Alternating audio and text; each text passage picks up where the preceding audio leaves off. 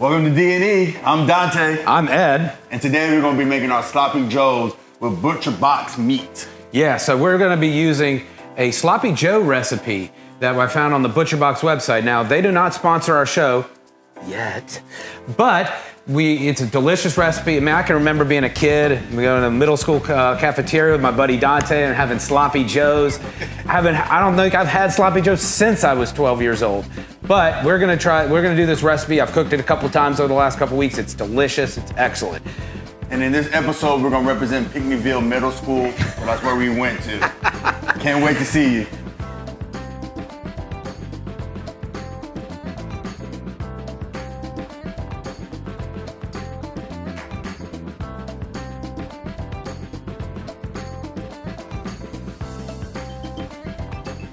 So we got our ground beef already cooking in the background, but we got our Sloppy Joe mixture. We got ketchup, some vinegar, some water. I'm gonna mix here. We do have a couple more ingredients. Now this is Ed's recipe, so I don't know what it tastes like. It better be good.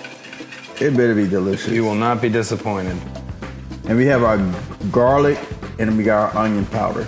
And I always said if you want to put a little salt and pepper for taste, you're more than welcome. Sure. All right, as you can see, the ground beef here in the background, nice and simmer, almost all browned up. And then what we're about to do, Ed, here? So we're gonna pour the sauce into a pan on medium to medium hot. Wanna let it cook and reduce just a little bit. This is gonna be a little bit about preference. You gotta kinda see where you like the sauce. Some people are gonna like a more thin sauce. Some people are gonna like a more thick, creamy sauce. So it's gonna be up to your opinion as to how you do it. But you're gonna do this for a couple minutes until you get to the desired thickness. And then you're going to add the beef in. All right, we got this ground beef we're about to add. As you can see here is a nice reduction. Add ground beef. Stir. Make sure you get as much of the ground beef coated with as much of the sauce as possible so that you don't have any bites without flavor.